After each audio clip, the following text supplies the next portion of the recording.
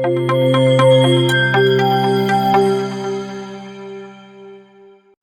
आज किया जाएगा अंगारा के संग्राहक संस्करण का रिव्यू।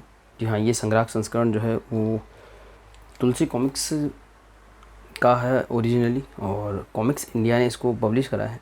और इसमें देखो कितना इंटरेस्टिंग है कि जो फ्रंट कवर है या जो इस संग्राहक संस्करण का ये जो कलेक्टर एडिशन है उसमें कॉमिक्स इंडिया का लोगो नहीं दिया आगे, पीछे दिया हुआ लोगो, मतलब आगे तुलसी कॉमिक्स का जो ओरिजिनल लोगो है उसी को रखा गया है। दोनों ही संग्राहक संस्करण में आप देख सकते हो, 2 संग्राहक संस्करण रखे हुए हैं यहाँ पे। इनका अनबॉक्सिंग भी मैंने कल किया था, वो वीडियो भी चेकआउट कर सकते हैं कि किस हिसाब से मैंने मंगाया था। तो आइए शुरुआत करते हैं इसके रिव्यू की। तो सबसे पहली बात तो ये जो दोनों संग्राहक संस्करण है मुझे काफ़ी अच्छे डिस्काउंट में मिले थे। ये जो है डिफेक्टिव कॉपीज़ के नाम से थे उस जो वेबसाइट पर, जो खुद कॉमिक्स इंडिया की वेबसाइट थी बाय द वे, किसी और सेलर की वेबसाइट ना होकर के खुद कॉमिक्स इंडिया की वेबसाइट थी, और उस पर था लिस्टेड ये डिफेक्टिव पीस नाम से। तो डिफेक्टिव पीस का मैंने उस अनबॉक्सिंग में भी क्लियर किया था कि जो है मैंने फ़ोन भी करा था तो बोले कि स्लाइट डिफेक्ट्स हो सकते हैं। तो अब मुझे पता लगा कि वो डिफेक्ट्स क्या थे। तो सबसे पहली बात तो परफेक्टली फ़ाइन है, ये देखिए कहीं से भी कोई प्रॉब्लम नहीं है। ये एक छोटा सा डेंट दिखेगा जो कि नॉर्मल हम जब मैं मंगवाता हूँ अनबॉक्सिंग के लिए तो उसमें भी ये होता है, ठीक है। दूसरा क्या है कि आपको दिखेगा ये जो येलो पेजेस हैं, संग्राहक संस्करण जब शुरू होता है तो यहाँ पे फटा हुआ मिलेगा आपको, देखो ऐसा एक येलो पेज होंगे। और ये भी कैसे फटा है मैं आपको बताऊँ। यहाँ देखिए आपको हल्का सा ग्लू चिपका हुआ दिखेगा यहाँ और यहाँ। तो ये इनिशियली ऐसे चिपका हुआ था इस तरीके से। तो मैंने तो क्या करा, स्केल का प्रयोग करके स्केल से यूँ 1 सेकंड में निकल गया। पर अगर किसी ने स्केल का प्रयोग नहीं किया होगा, यूँ खींचा होगा इसको ऐसे खींचा होगा तो वो फट गया होगा। ड्यूरिंग इनकी जो हैंडलिंग होती है जी, किस तरह से चेकिंग होती है मुझे नहीं पता, उस हिसाब से फिर ये डिफेक्टिव में काउंट हुआ। और तो इसमें मुझे कोई और डिफेक्ट वगैरह लगा नहीं। और पढ़ते वक्त इसमें बीच में कहीं पे सिर्फ कुछ एक पेज थे, कहाँ गए वो, ये देखिए कुछ पेज थे, बहुत कम, किसी एक कॉमिक्स में 2 या 3 पेज थे। आपको स्लाइटली ये हल्का सा ऐसा दिखेगा। मतलब ये ऐसी चीज़ें हैं जो नॉर्मल हम कोई भी बाइंडिंग वगैरह की कोई बुक वगैरह देखते हैं तो हल्का सा ग्लू का होता है, तो ये परचेज़ करने के बाद भी हो जाता है स्लाइट थिंग्स। तो उस वजह से ये जो है एक डिफेक्टिव कॉपी की कैटेगरी में आ गया होगा। बट ये काफ़ी अच्छे डिस्काउंट भी मिला है मुझे। 2 संग्राहक संस्करण मैंने मंगवाए थे उसी डील में, पूरा कॉम्बो ही था एक्चुअली, डिफेक्टिव का एक कॉम्बो था, काफ़ी अच्छी डील मिल रहा था। और साथ में उनके कुछ फ्री शिपिंग की लिमिट थी, उस लिमिट के लिए मैंने 2 पोस्टर ऑर्डर किए थे। एक पोस्टर यहाँ पे रखा हुआ है योशो का, और दूसरा एक मैंने अंगारा का और जम्बू का, जो कि कैरेक्टर्स हैं तुलसी कॉमिक्स के या जो कॉमिक्स इंडिया ने अब शायद रेट ले लिए होंगे, उसका पोस्टर ऑर्डर किया था। पर शायद वो मुझे मिला नहीं, मैंने अब चेक किया था, मैंने अनबॉक्सिंग में जिक्र किया था, ये वो पोस्टर था, एक नए आर्टिस्ट का बनाया हुआ शानदार सा पोस्टर था। इसके लिए मैं फ़ोन कर दूँगा उनको, ये अगर पॉसिबल होगा तो ले लेंगे। और बात करते हैं इन नोटबुक्स की, तो जो फ्री शिपिंग की जो लिमिट थी उसमें शायद 150 रुपीज़ कम पड़ रहे थे, तो मैंने 50 रुपीज़ के 2 पोस्टर ऑर्डर किए उसमें डाले थे, और 50 रुपीज़ की 2 नोटबुक थी, मतलब 25 की एक। तो उस लिमिट को मैंने पूरा करने के लिए ऑर्डर की थी। और एक ये शायद अंगारा जो प्रथम खंड है संग्राहक संस्करण, उसके बाद फ्री आई है, क्योंकि मैंने एक अनबॉक्सिंग चेक करी थी पहले की जो अवेलेबल है, जो क्रू रिव्यू शो वाले भाई हैं उन्होंने भी एक अनबॉक्सिंग दी थी। इसके अलावा एक कोल ड्यूड करके एक हैं जो कमेंट में मेरे यूट्यूब में भी कमेंट मिलते हैं उनके शायद अभी शुरुआत ही किया चैनल का, तो उनकी से मुझे काफ़ी हेल्प मिली। तो क्रू भाई जो थे उनके में मैंने ये देखा था, सेकंड पार्ट का अनबॉक्सिंग देखा था, और फर्स्ट का अनबॉक्सिंग मैंने वहाँ देखा था। तो शायद एक नोटबुक फर्स्ट पार्ट के साथ फ्री है, बाकी 2 तो मैंने ऑर्डर करी थी। तो इस प्रकार से मुझे 3 नई नोटबुक मिली। अगर मैं राज कॉमिक्स की जो नोटबुक्स थी उनसे यदि मैं कंपेयर करूँ तो ये देखिए ये नोटबुक मेरे सामने ही है। अब इनमें पेज तो मैंने काउंट करे नहीं, पेजेस लिखे हैं 48 पेजेस और 50 रुपये प्राइस रखी हुई। पर राज कॉमिक्स का ब्रांड थोड़ा सा ज़्यादा बड़ा है इस तरीके से। ये 25 रुपये की इस प्राइस रखी है, इसमें 32 पेज हैं, तो थोड़ी पतली है। और लेकिन इसमें जो वाटर मार्क का है हर पेज पे, तो एक अच्छी फील देता है, क्योंकि नॉर्मल नोटबुक तो हम कहीं से भी ले सकते हैं। जैसे ये जो नोटबुक है इसमें सिर्फ आपको ये मिलेगा, ये कार्टून सा है ध्रुव और पीछे, अदरवाइज़ इसमें कहीं राज कॉमिक्स कुछ वो मिलता नहीं। और इसमें क्या हर पेज पे देखो, जैसे ये इतना शानदार आर्ट है उस पोस्टर का जो उधर रखा हुआ, वो जो पोस्टर उसी का मिनीचर वर्जन है। तो एक ये अच्छा लगता है। इवन जो है ना, इसको आप केयरफुली अगर हम कट करें, है ना, मैं करके ट्राई करूँगा ऐसे करके, इस तरह से अगर हम कट करें तो चाहे तो ऐसे, या फिर इस ईगल को भी लेते हुए ऊपर से लेकर के यूँ, तो ये लिखा हुआ सारा हटा करके सिर्फ अंगारा से यहाँ से कट करें अगर केयरफुली, तो एक अच्छा सा स्टिकर बन सकता है। क्योंकि पीछे से ऐसा है जैसे नॉर्मल कॉमिक्स का पेज होता है ना, ग्लोसी सा, और फिर इसको कट करके किसी जो एमडीएफ के बोर्ड हमको मिलता है, जैसे कि मान लो उस पर चिपका करके ऐसा बना सकते हैं हम लोग, इस तरीके का इजीली मिल जाते हैं ऐसे बोर्ड। आप जैसे केक वगैरह लाते हैं तो उसमें नीचे ऐसा एक एमडीएफ का बोर्ड निकलता है, इजीली उसको यूज़ किया जा सकता है अगर करना चाहे तो। फेविकॉल से आराम से पेस्ट हो जाएगा। तो मैं बना के दिखाऊंगा कि वो समय निकाल के ऐसा आपको एक बार। तो उसमें एक नोटबुक ख़राब हो जाएगी पर कोई फ़र्क नहीं पड़ता। तो वो 25 रुपीज़ में ये अच्छा लगा मुझे, हर एक पेज पे वाटर मार्क वगैरह ठीक है, मतलब हाँ ये नोटबुक ठीक लगी मुझे। तो खैर अभी इनको हटा देते हैं फिलहाल, बात करते हैं इन संग्राहक संस्करण की। तो अंगारा की मैंने आज तक एक भी कॉमिक्स नहीं पढ़ी है। मुझे कुछ फ्री गिफ्ट ज़रूर मिले थे जीके कार्ड्स की तरफ से। मैं पहले कॉमिक्स ऑर्डर करता था तो उनकी कुछ फ्री कॉमिक्स वगैरह शुरू में आती थी, तो उसमें अंगारा की 1-2 कॉमिक्स आई थी। अदरवाइज़ अंगारा की मैंने ऐसे कभी परचेज नहीं करी, और मेरा इंटरेस्ट भी सिर्फ राज कॉमिक्स में ही था। तो अब जब ये संग्राहक संस्करण निकले या इनके जब इंडिविजुअल इशूज निकले तो भी मैंने परचेजिंग में कोई खास मेरा रुझान था नहीं।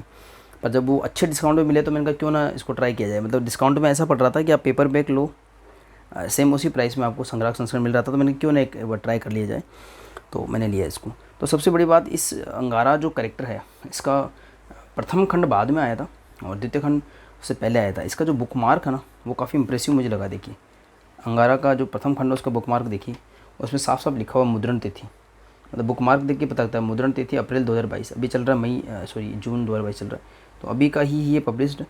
और अच्छी बात है कि अभी का पब्लिश आपको अच्छी डिस्काउंट में मिल गया है, अदरवाइज़ बाद में स्टॉक क्लियरेंस में मिलता है। तो देखिए मुद्रण तिथि दी हुई है।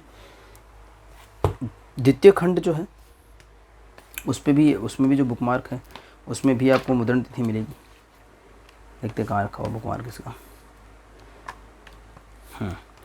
तो बुक मार्क में आपको मुद्रण तिथि मिलती है। देखिए इसमें लिखा हुआ है जुलाई 2021, तो ये काफ़ी पहले मुद्रित हुआ था, तो ये है। और बुक मार्क की क्वालिटी आप देखोगे तो इसमें काफ़ी छोटा है बुक मार्क साइज़ में, इसमें एक सफिशिएंट जैसा मिलना चाहिए राजकुमार वगैरह मिलता है वैसा है, अच्छा ग्लिटरी अपीयरेंस वाला है दोनों में। तो खैर इनके जो फीडबैक मिले थे सेकंड पार्ट के उसके हिसाब से इसमें काफ़ी इंप्रूवमेंट्स हमको देखने को मिलते हैं। तो सेकंड पार्ट की बात करता हूँ कि मुझे जो प्राप्त हुई कॉपी उसमें स्लिप केस वगैरह नहीं था। अदरवाइज़ जो मैंने पहले अनबॉक्सिंग देखी थी क्रू रिव्यू शो में उसमें था कि इसमें एक स्लिप केस कवर था, हालांकि उसकी quality up to the mark नहीं थी, पर एक स्लिप केस कवर था और एक मैग्नेट स्टिकर भी था जो पहले इसकी अनबॉक्सिंग हुई थी। हालांकि मुझे जो प्राप्त हुआ सिर्फ यही प्राप्त हुआ उसमें। और ये जो द्वितीय खंड है इसमें एक तो ये स्पोर्ट यूवी का यूज़ मिलता है आपको अंगारा पे, देखिए। और ये चार्ली एक विलेन होगा उस पर। बैक में देखिए ये हैं प्रदीप साठे जी, जो अभी फ़िलहाल है नहीं, जो हमें छोड़ के आ चुके हैं, लेकिन उनका आर्ट इस रूप में हमको देखने को मिलता है। ये प्रदीप साठे जी भी देखिए बिल्कुल यूवी ग्लोस में। तो अंगारा का जो द्वितीय खंड है उसमें ये एक अच्छी बात बताई। और इसमें जो है जो आवरण पृष्ठ है इसकी इंकिंग का पेज भी शामिल किया गया है। देखिए पेंसिल वर्जन के बाद इंक्ड वर्जन हमको दिया गया है। तो सेकंड पार्ट में ये एक खूबी नज़र आई मुझे। दूसरा, हमारे कुछ मित्र हैं जो अब कॉमिक फ्रेंड्स हैं जो अब इस दुनिया में नहीं है, तो उनको एक अच्छी श्रद्धांजलि दी गई है। और फिर श्वेत पृष्ठ यूज़ किए गए हैं यहाँ पर, फैन गैलरी वगैरह है, मतलब इस तरीके की चीज़ें आपको इसमें मिलेंगी सारा कुछ प्रदीप साठे जी के बारे में। तो प्रदीप साठे जी का आर्टवर्क का इस तरह से है कि राज कॉमिक्स में जैसा बेदी जी का आर्टवर्क है उसका एक यूनिक स्टाइल होता है बेदी जी के आर्टवर्क का। उसमें क्या मिलता है आपको कि जैसे कुछ फ़नी से चेहरे मिलते हैं, वो चेहरे बनाने का उनका एक तरीका है। इवन वाइल्ड एनिमल्स भी जो बेदी जी बनाते हैं राज कॉमिक्स में, मैं राज कॉमिक्स से रेफरेंस इसलिए ले रहा हूँ क्योंकि मैं जो है काफ़ी जो है राज कॉमिक्स को फॉलो करता हूँ। मतलब मेरी जो ज़्यादातर परचेज वगैरह है वो राज कॉमिक्स ही होती हैं।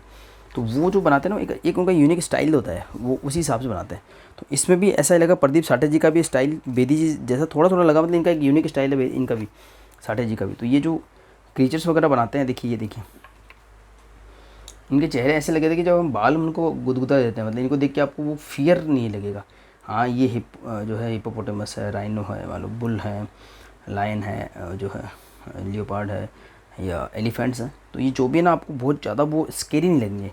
और इस कॉमिक्स की ये खासियत, मैंने फर्स्ट पार्ट इसका पढ़ा और पढ़ते समय जो है थोड़ा सा मतलब एकदम स्मूथ लगा था। एक तो अच्छी बात ये है कि इसमें सारे कवर वगैरह शामिल किए गए हैं और सबकी जो पेपर की क्वालिटी है, जो स्मूथ ग्लोसी है, वो सबकी सेम है, कंसिस्टेंसी है, चाहे कोई सा भी हो, चाहे एक्स्ट्रा पेजेस हो जो भी हो, स्मूथ क्वालिटी है, अच्छे ग्लोसी पेपर हैं। तो ये देखिए अंगारा, इसमें देखिए क्रीचर ऐसे बनाए हुए हैं। इसकी स्टोरी बहुत ही सिंप्लीफाइड है और इस तरीके से हैंड राइटिंग वगैरह की एकदम बिल्कुल सिंपल है, फ्लैट कलरिंग है, ग्लोसी पेपर है और स्टोरी ऐसी है कि वो बच्चे इजीली इसको समझ सकते हैं, उस तरीके की स्टोरी है इसकी। तो बिल्कुल भी कॉम्प्लिकेशंस नहीं है। मतलब मेरे सामने क्या कि मैं बताऊंगा, इसका मैंने फर्स्ट पार्ट पढ़ा था और मैंने सोचा कि इसके फर्स्ट इंप्रेशन का मैं वीडियो बनाऊंगा। और मेरे पास में प्रकोष्ठ की कैदी और रखी हुई थी, मतलब इससे पहले ये अनबॉक्सिंग की थी मैंने पुनरुत्थान और प्रकोष्ठ की कैदी वाली, तो जिसमें से पुनरुत्थान का मैं रिव्यू भी कर चुका हूँ। तो मैंने कहा नेक्स्ट प्रकोष्ठ की कैदी पढ़ करके उसका रिव्यू बनाया जाए। लेकिन जब मैंने इसको पढ़ा एक बार तो वो थोड़ी प्रकोष्ठ की कैदी थोड़ी सी कॉम्प्लिकेटेड लगी। तो मैंने कहा पहले इस अंगारा को, सच में काफ़ी स्मूथ और सिंपल जो है इसका वो है नरेशन बहुत अच्छा है। मतलब उस टाइम का इसलिए लोगों को इतनी पसंद आती है कि उस टाइम पे जिन लोगों ने पढ़ा हुआ होगा उनको काफ़ी पसंद आती होगी।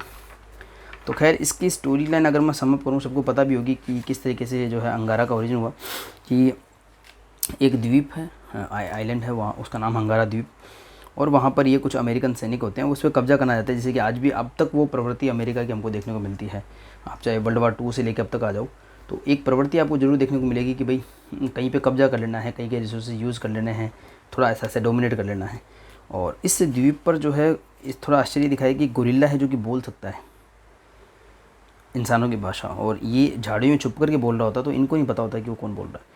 तो गोरिल्ला बताता है कि जो हमारे इस जंगल के कुछ कानून है या इस द्वीप के कुछ कानून है, उसके अनुसार आप यहाँ पर नहीं आ सकते, वर्जित है, या आ गए हो किसी भूलवश तो आप एक रात रुक करके जा सकते हो, ऐसा कुछ रूल्स वगैरह दिखाता है। बाद में धीरे धीरे रिवील होता है कि बहुत सारे ऐसे क्रीचर्स होते हैं, जंगल के प्राणी होते हैं जो कि इंसानों की भाषा बोल सकते हैं, आपस में वो कम्युनिकेट कर सकते हैं। हालांकि सारे जानवर आपस में ऐसे भी कम्युनिकेट करते हैं, पर अपने अपनी स्पीसीज़ में कम्युनिकेट करते हैं। इस बुक में ऐसे दिखा रहा है कि वो कुछ स्पेशल जानवर आपस में बात कर सकते हैं। और उसका रीज़न ये दिखाया कि एक डॉक्टर हैं कुणाल, उन्होंने ऐसा करा है कि वो एक साइंटिस्ट है, इंडियन साइंटिस्ट है, जो इस अंगारा द्वीप पे आए थे रिसर्च करने, और इनके कुछ सर्जरी वगैरह करके वो उन्होंने करा है ऐसा। ठीक है, इस तरीके से होता है। अब जो है इसको जानकारी मिलती है कि ऐसे कुछ अमेरिकन सैनिक हैं, तो ये उनसे बातचीत करने जाते हैं कि भाई ऐसा मत करो। पर आपको पता है किस तरीके का रवैया होता है कि नॉर्मली भी सैनिकों का क्या रवैया होता है। तो इसको बंदी बनाया जाता है, जानवर इसको छोड़ा देते हैं, और इस द्वीप पे बार बार हमले होते हैं। कुछ बार जो जानवर है वो हम लोग को रोक पाने में सफल हो पाते हैं, पर कितने सफल होंगे, कितने, क्योंकि आप देख कितनी बटालियंस आती है। वन आपको अगर हॉलीवुड मूवीज़ आपने देखी होगी, ये जो है क्या बोलते हैं किंग कॉन्ग है, गॉडजिला वगैरह आप देखोगे तो कितनी फोर्सेज होती है, वो बार बार भेजते रहते हैं। तो अल्टीमेटली वो इस पूरे द्वीप को नष्ट कर देते हैं, और सिर्फ ये 7-8 जो जानवर हैं केवल वही बच पाते हैं सिर्फ, और वो एक अलग जगह पे जाते हैं। अब इनमें क्या होता है, इन जानवरों में अलग अलग क्वालिटी होती है। जैसे कि मान लो गोरिल्ला है, वो थोड़ा इंसानी जैसा होता, बात कर सकता है। ईगल जो है, बाज है, जो उसकी आँखें बहुत तेज़ होती है। शेर में बहुत ज़्यादा साहस होता है। राइनो की स्किन बहुत ज़्यादा टफ होती है, उसको गोलियाँ पसंद नहीं करती है। जो हाथी है उसमें ताकत काफ़ी होती है। इस तरीके से होता है। एक लोमड़ी होती है, बहुत चालाक होती है। तो जब ये स्ट्रेटेजी बना रहे होते हैं इंसानों से लड़ने की, तो लोमड़ी बोलती है कि मैं क्या करूँगी। तो बोलती है फ़िलहाल तुम्हारी जो है चतुराई की ज़रूरत नहीं है, फ़िलहाल हम ऐसे ही अपना काम चलाते हैं। तो ये अपने यूज़ करती है, और ये बोलती है कि ना अब ये सारा द्वीप ख़त्म हो चुका है, सारे जानवर ख़त्म हो चुके हैं, सिर्फ ये 1 2 3 4 5 6 जानवर बचे हुए हैं। तो ये बोलते हैं कि हम भी अपना बलिदान दे देंगे इस द्वीप के लिए। तो मतलब बलिदान किस तरीके से, तो ये बोलते हैं कि आप तो माहिर हो, आप सर्जरी वगैरह कर सकते हो, साइंटिस्ट थे। तो ये बोले कि आप ऐसा करो कि हम सारों की खूबियाँ एक में डाल दो। तो खैर ऐसा करता भी है। इसमें क्या होता है कि जो ये गोरिल्ला होता है, जिसको कि जो कानून का रक्षक है, जो इसको बताते हैं इसमें, वो क्या होता है कि उस गोरिल्ला को ये यूज़ करते हैं। और क्या करते हैं, जैसे मान लो वेले बड़ा बहुत ही ईजी और स्मूथ वे में दिखाया कि जैसे इतना ईजी होता हो। जैसे देखो, लोमड़ी को मारा, उसका दिमाग लगा दिया, बाज की आंखें लगा दी, शेर का जो है दिल लगा दिया ताकि हिम्मत रहे, हम दिल में हिम्मत होती है। और फिर जो है हाथी के गुर्दे लगा दिए, और राइनो की स्किन लगा दी, और फिर बाद में सर्जरी करके इसको थोड़ा मानव जैसे दिखा दिया ताकि लोगों के बीच में रह सके। इस तरीके से सुपर हीरो अंगारा का जन्म हुआ। काफ़ी सिंपल सा है, फ़नी सा है, और कई बार ये जो है आपको ये डाइजेस्ट भी नहीं होगी बात, ये जो बात गले भी नहीं उतरेगी। लेकिन क्या होता है कि सभी अगर सुपर हीरोज़ के अगर हम ओरिजिन देखेंगे, तो जैसे मान लो स्पाइडरमैन को मकड़ी ने काटा, स्पाइडरमैन बन गया, या कोई भी आप देखोगे तो वो इसी तरीके के आपको देखने को मिलेंगे। और फिर बाद में क्या होता है कि जो हॉलीवुड मूवीज़ वगैरह हैं, ये पुराने हीरोइन को बार बार रीविजिट करा जाता है। नए नए आर्टिस्ट, नए नए राइटर काम करते हैं, तो और ज़्यादा वो और कॉम्प्लिकेटेड और इस तरीके से बिलीवेबल स्टोरीज बनाए जाते हैं। इसमें इतने होता है। जैसे अब इसमें क्या है कि इसको न्यू बायोटेक्नोलॉजी से जोड़ करके दिखाया जा सकता था कि जो है हम एज काट करके तो ब्रेन और आंखें नहीं लगा सकते, बट हाँ ऐसा हम कर सकते हैं, कुछ गुणों को ट्रांसफ़र किया जा सकता है, बट इतना ईजी नहीं है। पर हाँ, बायोटेक्नोलॉजी के माध्यम से, मैं खुद बायोलॉजी पढ़ाता हूँ, कि एक प्राणी के जो क्वालिटीज़ को दूसरे प्राणी में डाला जा सकता है। जैसे पेड़ पौधों में बैक्टीरिया वाले के क्वालिटी डाल सकते हैं, बैक्टीरिया में पेड़ पौधे डाल सकते हैं, इंसानों में भी डाल सकते हैं, पर उसके कुछ लिमिट्स और बहुत ज़्यादा उसके बारे में समझने की आवश्यकता है। जैसे कि जो भगवत गीता में श्री कृष्ण से कुछ नॉलेज लेना था अर्जुन को, तो कृष्ण अर्जुन बोले बताओ, दे दो मेरी नॉलेज। तो कृष्ण जी बोले कि ऐसे थोड़ा ना मिल जाएगा, कि आप इस लायक ही नहीं हो भी कि आपको नॉलेज दिया सके। पहले आप जो चरम चक्षु है, मतलब हमारे जो आँखें हैं, उससे आप वो चीज़ को देख नहीं पाओगे, आपको दिव्य चक्षु देने पड़ेंगे, तब जाकर के आप उस रूप को भी देख पाओगे, उस ज्ञान को समझ पाओगे।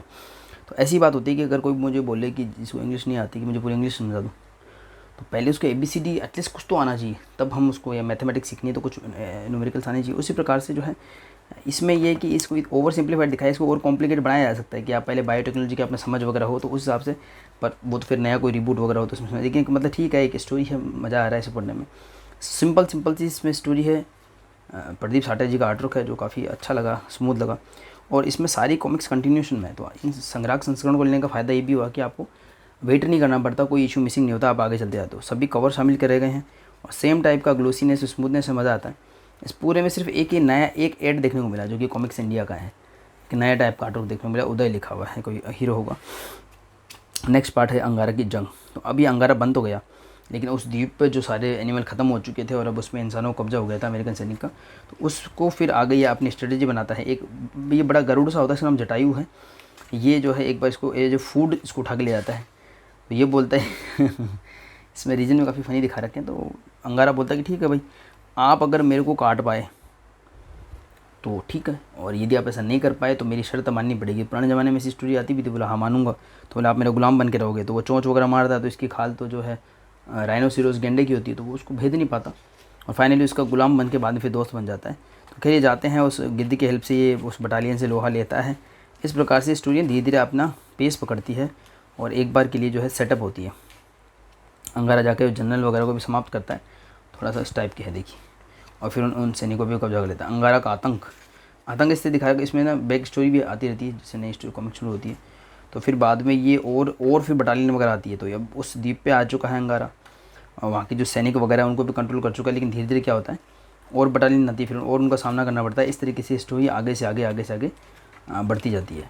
फाइनली जब ये देखो, ये तभी मुझे इन पेपर्स का पता लगा था, आज़ादी की जंग। इसके बाद और स्टोरी आगे बढ़ती है। देखिए क्या अच्छा कवर के कलर सिचुएशन वगैरह अच्छा लग रहा है, अच्छा काम किया है इस वाले करेक्टर एडिशन में।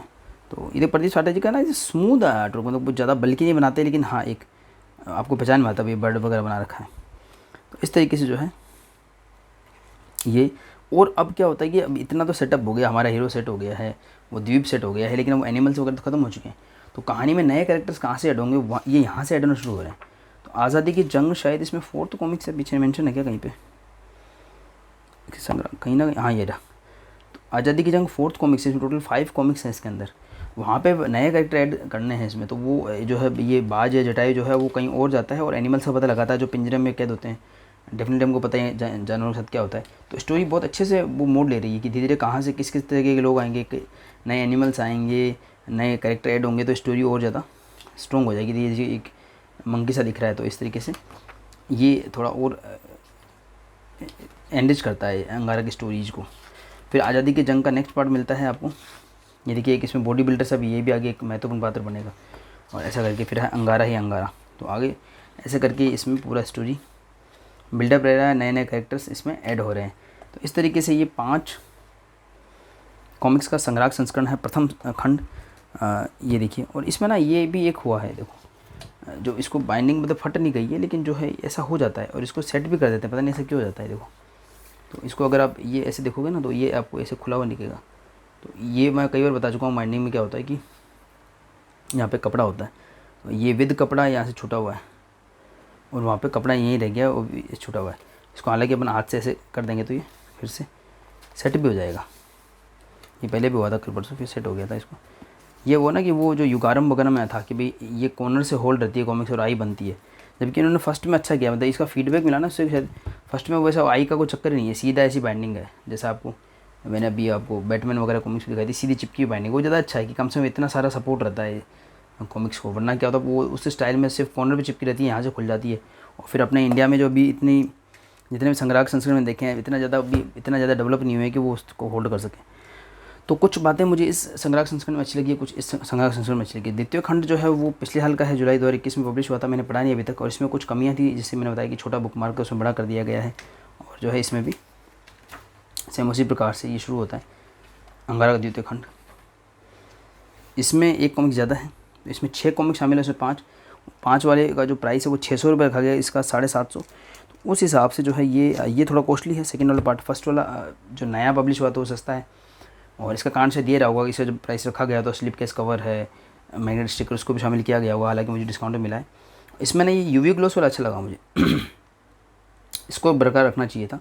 एक ये चीज़ अच्छी लगी इसके अंदर मुझे, यूवी ग्लोस वाली। और ये इंकड वाला वो जो वर्जन देना था सेकंड पार्ट में, फर्स्ट में नहीं दिया गया, तो वो एक अच्छी चीज़ मुझे लगी सेकंड पार्ट में। और इसमें वही 6 कॉमिक्स आगे बढ़ती है स्टोरी, ये मैंने अभी पढ़ी नहीं है, टू बी वेरी फ्रैंक, ये कॉमिक्स मैंने नहीं पढ़ी है। तो फिर एक तरीके से ये उसी का एक रिव्यू कंसिडर होगा, एक फर्स्ट इंप्रेशन कंसिडर होगा। इसके अंदर एक और है योशो करके, ये प्रलयंकारी योशो या आग का बेटा योशो, इसमें कुछ और भी कैरेक्टर तुलसी कॉमिक से दिखा रखे हैं, ये देखिए। और ये जो योशो है ना, इसका जो, क्योंकि शुरुआत से मैं देख रहा हूँ इसमें लिखा हुआ ओशो, देखो ओशो साफ लिखा हुआ है। बाद में क्योंकि हम जानते हैं कि ओशो भी एक वो है धर्मगुरु कुछ करके हैं, तो वो इसलिए शायद इसका नाम चेंज करके योशो कर दिया होगा।